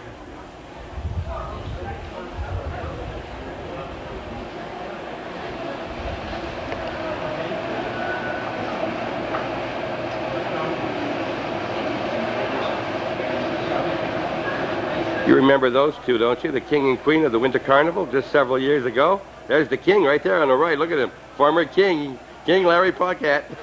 The sign says L. Paquette Expert on the other side there. Having fun, Bob. Having fun. Having lots of fun, Larry. You don't have a camera to come back today. At whose expense? Oh, no, no, no. The winner of the crayons is orange ticket number 9338042. 9338042. No, sorry. Ralph? 9338042. 9338042. If you have a blue ticket, you don't need to look at it. It's an orange ticket. It's prizes for little kids. Ralph, would you mention again for TV who won those first two for the adults? The first two prizes, one went to Patricia Glad, and that was the brunch at the Sandpiper. Yes. And the other one went to Cheryl Favreau, which was the $10 gift certificate to Shazy Hardware. Okay, no certificates and those things were given by those outfit They people. were given by those merchants for the Village of Champlain picnic, and it's good to see the Rouse's Point merchants support our picnic. We appreciate it, and it's nice for them to do it. And remember out there, people who, when you're in Rouse's Point, thank them when you talk to those people. Here are some of the bicycles that have been decorated with some of the streamers and things that were furnished by the picnic committee with the money that was picked up from the various merchants and from $200 given to us by the village board so that we could have this picnic and make a happy day here for, so far, over 130 people who have shown up. And that may or may not include those people who were marching, or went for the walk rather, who may not have come. Here are some of the people who came to the picnic here. They got their seat all by themselves over here, all reserved, and they're smiling. Now, they weren't smiling before I brought the camera. All right. And there's two here, and for some reason, everybody is over under that tree. That's where they want to smell the food, I guess. There's the mayor from the village of Champlain, Doug Agor, and the Janet. Her husband, Clark Herdick, is the village justice. There's Gerald Mayo from the town board. There's Homer Miller from the village board. And they're all here patronizing our first village fest for the village of Champlain. Now there's the lady who was on not too long ago. Both those ladies were on Hometown Cable. Is this the lady that was dressed up differently before? Yeah, this was the lady who was our clown today. Usually our clown is Ralph Forte, but today Ralph's always the clown, Amelia said. Amelia Forte doing got the balloons all blown up and everything? They all popped. They all popped, huh? So it's too windy. It's too windy, they all popped out. Okay, well, give them a balloon, they can blow up their own later. Give them the balloons out that way. Okay. And we're going to go over and see the horseshoe pitch, the volleyball games, and see what's happening in the committee for the elementary playground is over here. They're serving hot dogs, hamburgers, soft drink, and they're doing pretty well. And we're glad everybody is here at our picnic, at least all those who came. Village fire truck in action on one of their slow moments, and they're spraying the water. And one of the favorite pastimes this afternoon is, if you're a child or a little bit older, is get out there and get wet. Look at this. Underneath the spray, they have their own rainstorm. And look at that stream that our fire truck can put out. That's got to be well over 200 feet into the wind, or the wind is carrying some, then it's coming down sharply. Was that fun? Yeah. How long you been under it? 5 minutes. 5 minutes, huh? Yeah. Is it cold? Yeah. The water's cold? Why don't you tell us your name? Julie Berkman. Yeah, and you were graduate of 6th grade right here in this school this year. Yep. Yeah, congratulations again. Having fun? Yep. That's what it's all about. Thanks a lot. Yep. Bye-bye. The music is coming from inside the school. The school has let us use their public address system. And right on the end of the school, right there, there's our speaker playing music. And there's another one of the free parts of today's program. Get your shower out in the fields behind your school. Activity over there is for horseshoes. There's Ralph Forte, a big smile on his face. I'd say it's having a successful day here at the first ever Champlain Fest. A village picnic for the residents and their guests of the village of Champlain.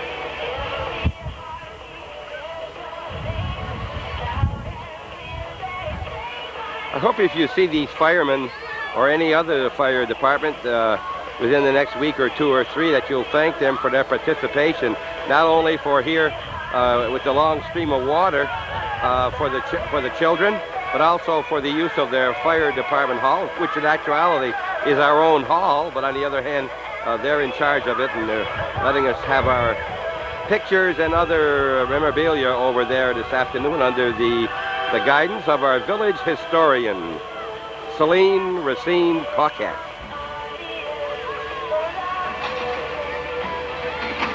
Volleyball, one has been shut down right now, or at least there's no game going on here. There is a game in progress right here. Playing very hard. That wind is pretty bad when they get that ball up. It really it goes all over the place. We can feel some of the water coming over our shoulder, coming at us. Remember, the main thing here this afternoon is having a good time, and something that's very uncommon today at no cost whatsoever.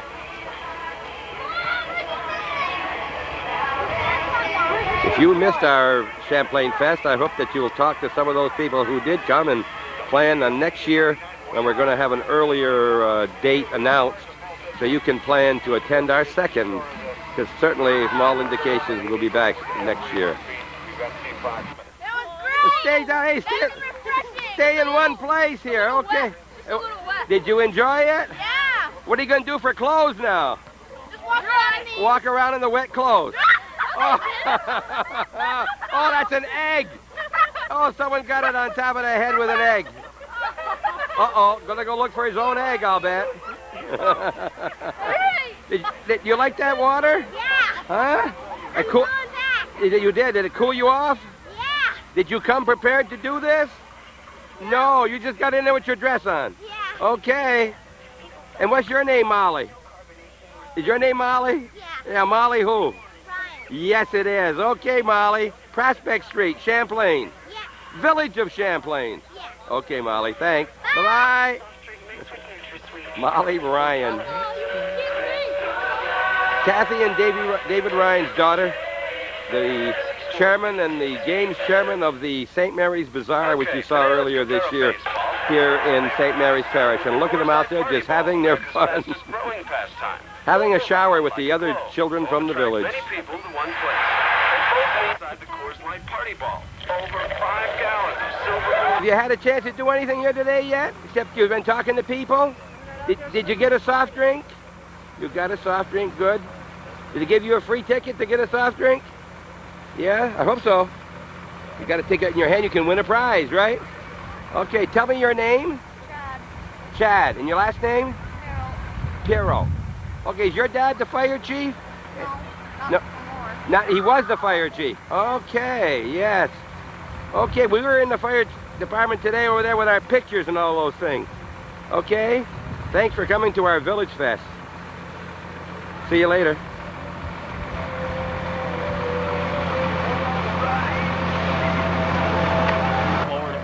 Okay, here, you lowered it down. Here's a couple of our firemen here. Let's get your name with these firemen. What's your name here? Give us your name. 180 pounds pressure on it right now. Give us your name. My name's Gene Glad. Okay, Gene, and where did Joe go here? Joe's gone to put some pressure on the Okay. truck right now. What about this? Is Deborah, is it? Yeah, that's Deborah, Debbie. yeah, another fireman. So what? Tell me about this now. You have 185 feet of pressure? Right now we got 185 pounds of pressure on that line. 185 pounds. And what does that mean We're shooting about 200 feet with that. about 200 that feet with that stream of water? Now, what got these kids started going in there and getting wet with all their clothes on? The minute they seen us start the truck up, they ran into it. They did, huh? And you like this idea. I can just see you're having a great time with that. Well, it keeps them busy. That is. Listen, thanks very much for helping us out here and also at the building over there. You're welcome. We appreciate all your help. And who have I got here? Walter LeBand. I'm in a bad spot. I don't hear you. What? Walter LeBand. Okay. Are you a fireman? Yep. You're a fireman. All right. And thank you for your time also. You're welcome. What are you over here to watch this guy Glad? Oh yeah. Huh? We want to get him wet. Oh, don't do that yet. He'll want to go home. That's okay. Thank you. Heading toward us here is Melissa Stebline. She's in charge of the so-called adult games. The horseshoes, the volleyball, and so forth. What did you say? Great. There's so much wind here, I can't even hear you. Thanks. Going great. Going great. Thanks, Melissa. She's got the horseshoes going and the other things. There's two more happy people that came to our Village Fest. We hope they're having a great time. You're seeing the horseshoe pits. Looks like there's 3 of them, and they're all active. Looks like 4 players at each of the 3 pits. That means you've got 12 players playing right now. And everybody seems to be enjoying themselves out here. We're going to go out and...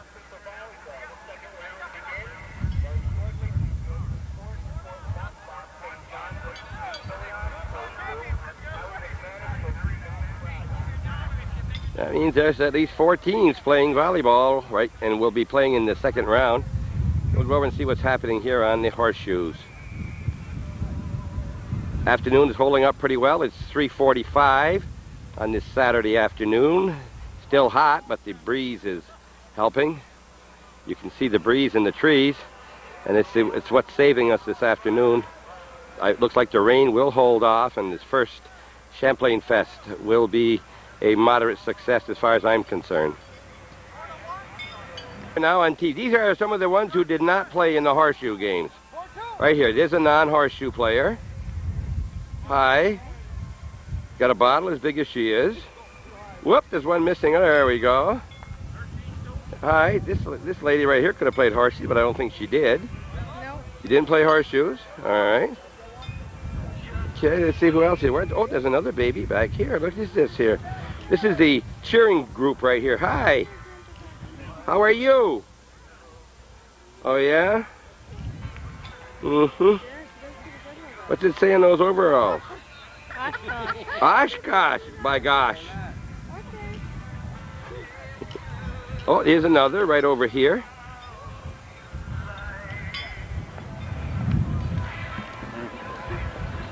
Getting pretty young right here now, I'll tell you. Well, talking about young, that's not young right there, I'll tell you. I'll tell you, there's one of our veterans of the Civil War right here. He was only a sergeant, too. Our mayor for 14 years in the village of Champlain at the first Champlain Fest, and I think this horseshoe is named the Arl Parson Invitational, or what's it called, Arl? I guess that's, I don't know, horseshoe tournament. Okay, well, it's called Arl Parson something. That's because horseshoe, you were around before horseshoes were invented. All right, that's where's the guards? And we saw this man's house this morning on Butternut. Tommy Trombley with that nice picket, not picket, the nice white, what do we call that fence? Well, it's picket fence, but I guess it's more Victorian style. They didn't know how to cut the pickets the same length, so they kind of just made a kind of design out of it. That's what it is, okay. And I think you even know the mother of this baby right here. Yeah, look at the smile, of course. There's got to be a LaFontaine maybe smile. That's a LaFontaine smile. But she learned the smile from this man right here. Grandpa Lynn Parsons LaFontaine. And we have somebody else down here. Hi. You want to see us? It's Kids Day right here. You can get your picture taken. Hi. All right. And guess who the lady is? Oh my gosh. Oh, wait a minute. Wait a minute. Wait, look who's here. Diane Bayshard Ashline. And Cassandra, spelled with a K. Right, Cassandra? Yes. And they live on Oak Street. We were up Oak Street today. And here's two people that we saw. Just got 4 tickets each because they've been all around our community. Even starting to read Plenty Moore's book. Very nice. Thank you for coming. Here's the horseshoe pits. There's 4 pits. Those 2 on the far side are pretty close together. I wouldn't want to be shooting over there. And I guess the pits were put in this morning by Kevin Hicks. I guess had a lot to do with putting those in, right? Kevin Hicks, and I don't know who helped him. You know who helped him? Eddie Hicks. Eddie and Kevin Hicks put these in here this morning. We come up around 9 o'clock. They were already here. And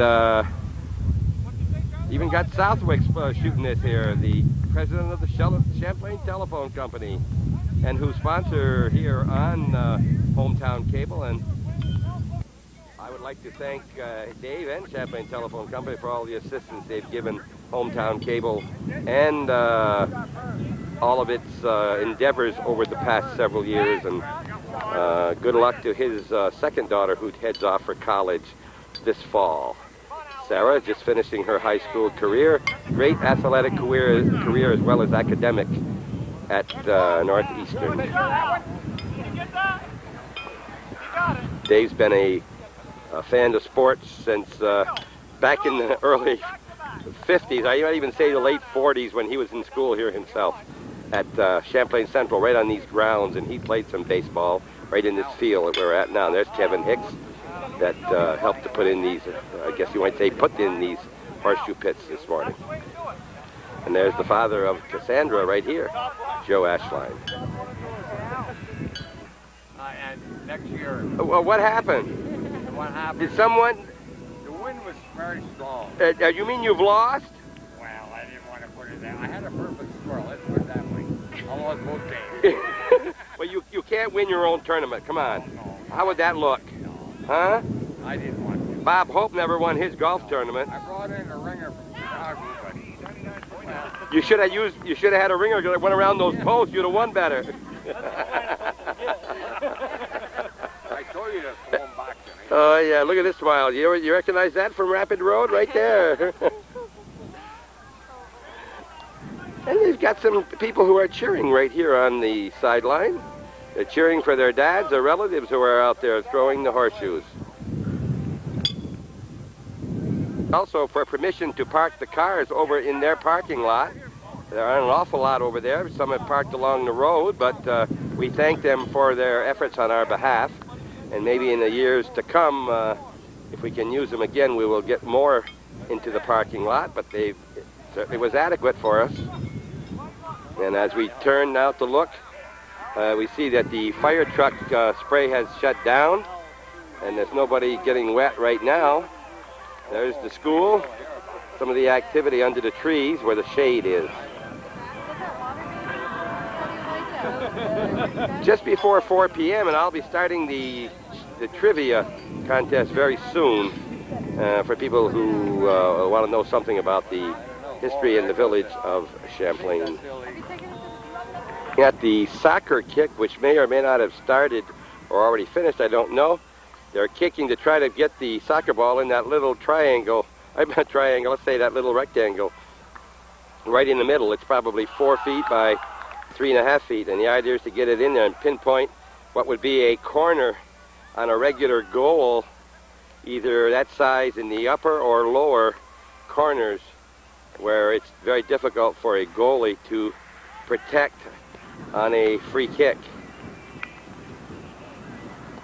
Nobody's got one in yet that I can see. I mean, they've been practicing out there, and just another one of the games that the children have been playing. There's been face painting, a coloring contest. We haven't heard any of the winners yet. We'll try to find those and announce them here on cable.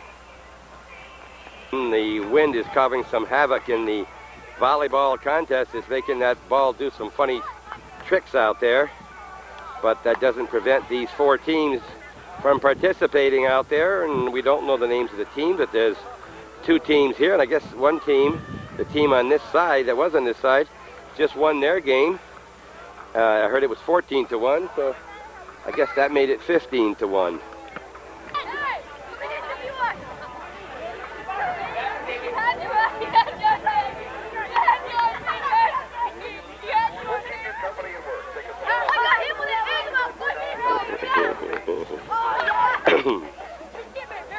So that's the team that won the last game is on the other side, this side, and they've got the disadvantage of the wind against them this time, I think. I think the wind has switched from the eastern to the western side, and it's blowing at us now from the back and from the south. And Harry McManus's team over there, there's Harry, right over there, is on the far side, and on this side we see, I don't know whose team this is.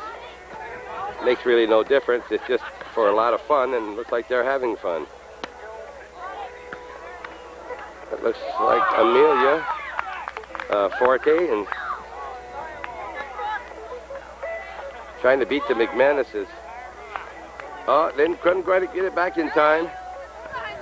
Clark Herdick right there, our village justice. Hannah and Koviak right there in the middle. Ball is over, up front.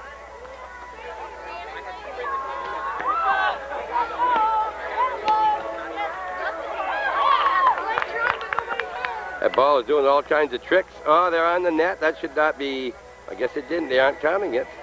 Guess it was the ball that hit the net. And anyway, they're having a lot of fun here on the volleyball courts also. And as we pan in front of the school, you see some of the people who came and who are waving to us. And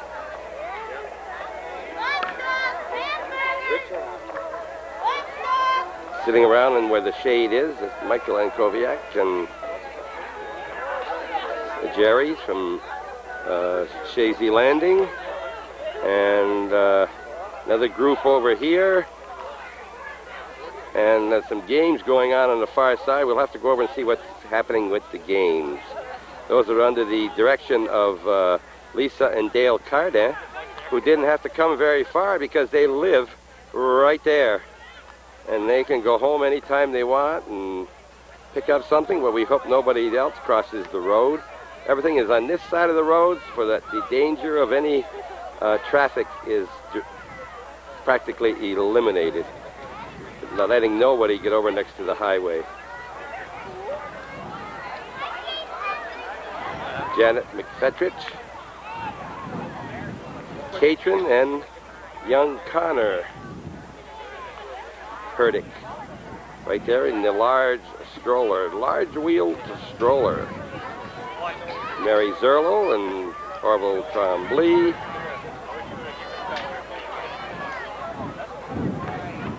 A lot of these people trying to dry off from getting wet under the spray from the fire truck. Young guest for the afternoon. Hi. Yeah. And Mom, having fun? Good. Good. And Another one of our youngsters here. Connor. Yeah, Connor. Hi, Connor. Connor. This is So What. And Katrin, too. Hi. Oh, she's got something on her face. Katrin's got something on her face. Did you do some face painting? Can I see your face? Oh, isn't that pretty? Isn't that nice? This lady didn't get her face painted. No. Looks like a French teacher from NCCS. Yeah, sure enough.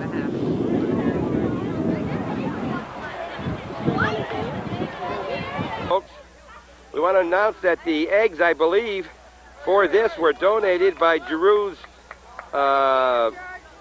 Poultry from Shazy, New York, and we'll try to confirm that. It's a relay race. You have to give it to your partner. Somebody dropped theirs. They just dropped it again, but it didn't break. You cannot hurry too much because you'll lose your egg. And this row is on their way back. The others are practically tied. Doing very well.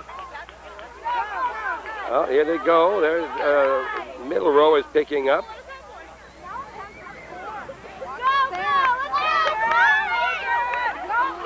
Just confirmed it with John Carney right there, who is... oh, yeah, you got a good face painting.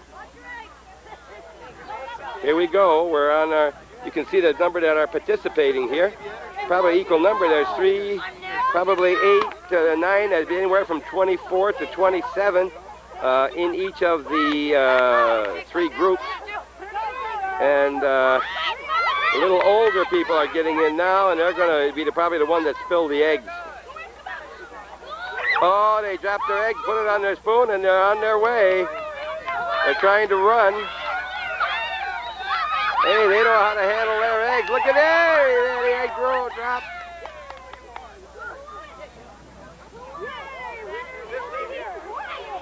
Oh, I guess because they dropped the egg at the last place, it didn't count. This row run that contest, and they'll all get a winning ticket.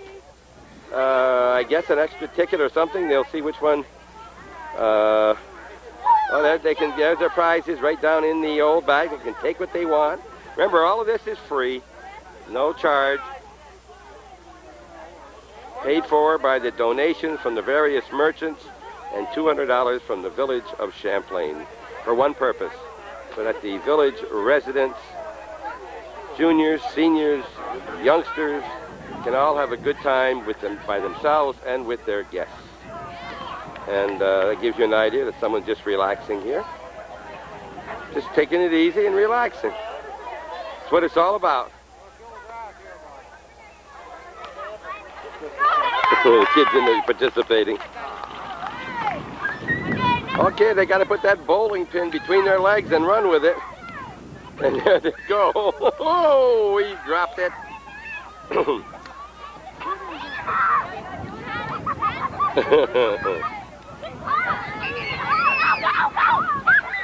They're going along real well, and all of a sudden, bang. Don't pay to go too fast. They're going to... It's a lot harder than it looks, folks.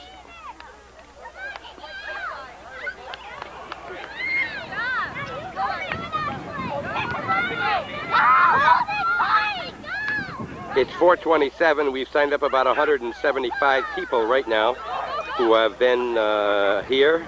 Some have gone, but most of them are still in and around, and it's been, I would say, a successful day. Ralph is going around smiling, and everybody's been quite active, and the children are having a great time, and that's what it's all about, that they went to the first ever Champlain Fest in the village of Champlain for its residents and its special guests whom they've invited. The other 20 to 25 people participating in this contest right here, and they're having fun. Yet this guy's kicking it along the way. All ways to carry that bowling pin. Ride it like a horse. The adults are getting right into it here too.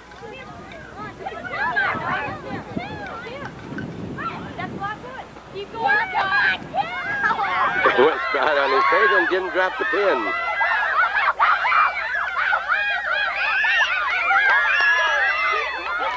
I guess the other side, the team on the other side won. Sounds like the second place is coming up. Other side are all going to get a winning ticket or going to get something out of the grab bag. All provided for by the generous merchants in our area, not only in the village of Champlain and the town of Champlain nearby, but also you people in Rouse's Point, and we thank you for the time these happy kids are having because of not a big donation, any of you may, but we didn't want big donations. We're asking for $10 or less, and we'd like to thank all of our sponsors, but we've had a sign posted on the wall. Maybe I'll get over here and let you see that poster this afternoon. Northern Blacktopping, Champlain Telephone Company, Pizza Plus, Burger Island, Arts Place, J&B Service, the Burger Island, I said that, Bob's Barbershop, Champlain New Channels, R.D. So-and-so, American Legion Post 767, Filions Trailer Park, Wyatt Harris, Sandy's Deli, Garrett Chevrolet Oldsmobile Pontiac, Sandpiper, Cassie's Furniture, The Anchorage, Robin's Nest, Commonwealth Home Fashions, Ray's Appliances, The Shamrock Shop, Bob Armstrong's Garage, CJ Videos Plus, Champlain Laundry, Kavanaugh Realty, St. Mary's Church, McDonald's, Shazy Hardware, Harrison Pharmacy, Ocotam, Manny's, Le Chateau, Bob Then Enterprises, yeah, that's Bob Then, Clinton Auto, Border View Grocery, Smith & Son, Georgia Pacific, Kimpex, Bolmart, M.B. Clark Funeral, Giroux Poultry Farm, Pocket Insurance Agency, and Northwest Fashions. A very special thank you to Joanna Orr, Principal to NCCS, to the Champlain Fire Department, to the Knights of Columbus, and the Champlain Memorial Library for their help and support in this, our first Champlain Village Fest, the village picnic for all of the residents and their guests. The only place you can spend money today is right here. Hamburgers, $1, hot dogs 75, soda 50, and you get some chips with either one, and it's for the benefit of the what do we say, the Champlain Elementary Playground Project. We're getting a new Indian here. Looks like one of the Mohawk Indians getting his face painted on the warpath.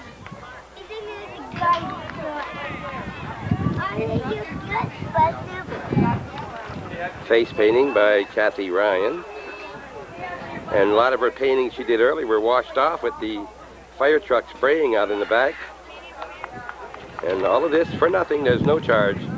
Chance to raise money, but not wanted, not needed. It's strictly a fun day at the Champlain Fest.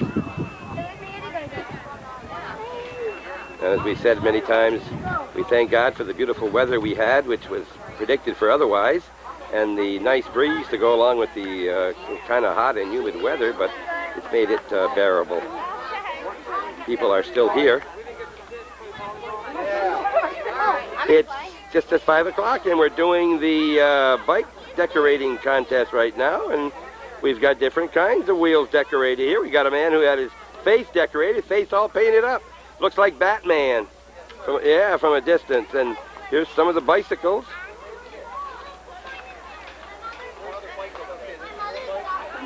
Why don't you give me your names as I go by? Say it nice and loud. Give me your name. Chad. Your last name? Perro. Okay. Emily Forte. Hi, Emily. Can you give me your name? Ann Grabber. Okay. Daniel Forte. Brian Daniel Forte. Brian Daniel Forte. Daniel Brian Forte. Can you get louder? Amy Stedler. Okay. Johnny Stedler. God, you got a family here. Molly Ryan. Yeah, look what a face you got tonight, Molly. Your name? Catherine Elizabeth Burdick. Oh, Elizabeth, do it. Hi. Ashley and Cruz. Okay. Give me your name. General. Can you tell me again? Ashley General. Okay. And your name? Joseph General. Oh, General. Andrew. Andrew. Last name? Carney. Carney. Okay, Andrew. We're going to look at your bikes here. You've seen the contestants. And the judges are looking over the bicycles, and they're going to probably have a parade. We'd like to thank Mrs. Teresa Venne One more for manning coming. our little counter here today. She fought with the wind all day, but she got the tickets out and into the boxes. We got 13 now, so we need one more to get away from that unlucky 13. And all the decorations, you know, came from some of the proceeds that were donated by many of the merchants and area people that we read off to you from that list on the tree. And we thank all those people, and as we've been giving prizes from the various people, we've been mentioning their names. We hope you've been listening. Help it. Ladies and gentlemen, now appearing in the center ring, the Bike Parade. You got one more contestant. Who's our last contestant right here? Say that? Okay, good luck. That's number 14 in our bike parade. Okay, Chad Perot, all the way down around the flagpole, one at a time. We may not have enough tape to do this on all of the tour. We're running short on tape right now.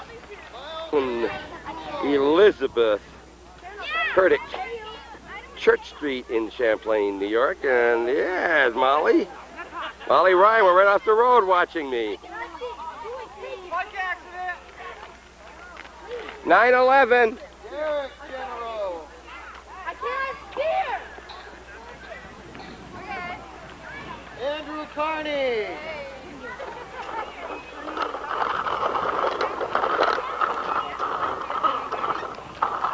And last of all, Jason Ankoviak. Watch out now. Okay, gently, guys, and line back up. The parade of decorated bicycles. All sizes, all shapes, all types. Okay? Give them a round of applause. The bike parade. We'll judge, and they will award the prizes a little bit later on. Okay? So park your bikes and go back John to your Carney mom's with his bike parade. Children decorated their own bicycles, their own wheeled items. All kinds. The balloons here were handed out. They were free. Also handed out by the committee. Nothing was cost anything here today except the hot dogs, hamburgers, and soft drink, which are for the proceeds for the elementary school playground. And we're still getting some of the elderly people behind us who, I say elderly, are some of our senior citizens who just came back from church, and they're here.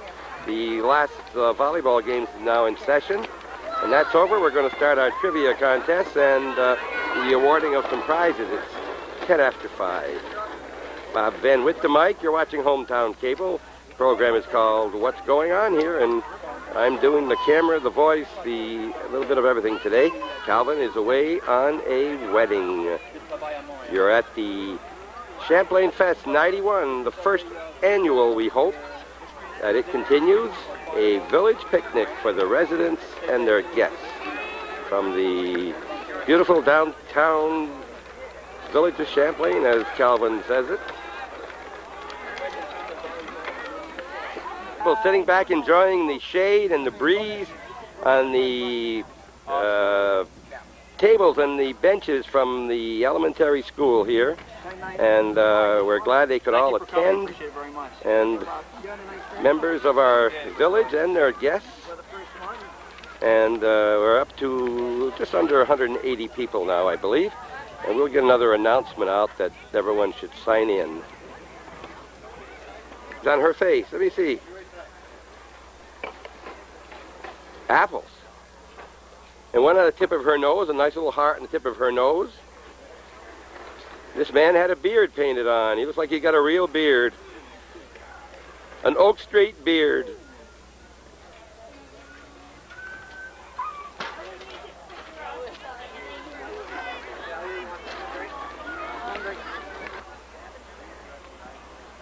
Hey, Colin Price sitting right there. Not Sure, I'm taping it, yes. For ladies who came after they went to church. Here for the trivia contest. We're going to go over and see the coin search. We got about 7 minutes left on this tape. Someone lost something, and they're looking for coins. Just a second. Oh, don't go too far. That's all right there. We're looking at these people looking for some coins in the sawdust on the blue plastic. We don't know how they're going to know when they found them all, but somebody got one. The penny right there.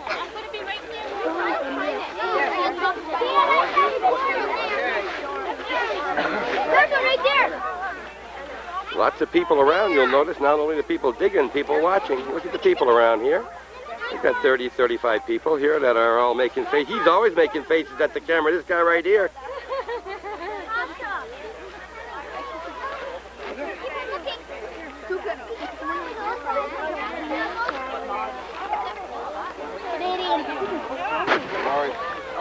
Oh, your hair's all dry. All dried out now, huh? You feel cooler. Okay, is Mom having fun? Oh, yeah. Huh? Your first chance to have a Champlain Village Fest. Yeah. First one ever. Okay. Hey, look at the Dallas Cowboy with his eyes all black. He looks like Batman. Oh, you look like Batman's cousin. Look like you were just flying away there, too.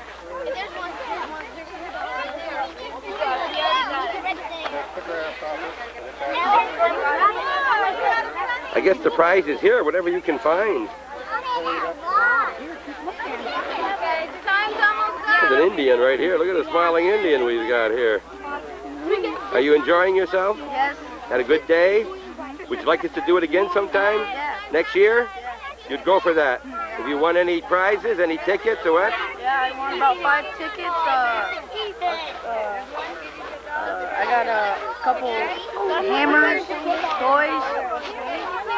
I had a hamburger, soda. You won those? Huh? You won the hamburger and the soda? Yep. You did.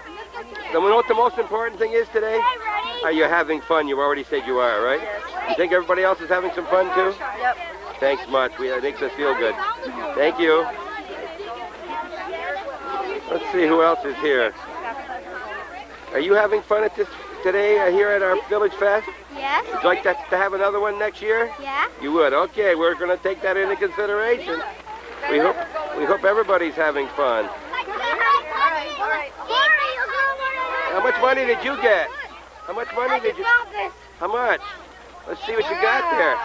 Almost $1. Almost $1? That's a day's work nearly.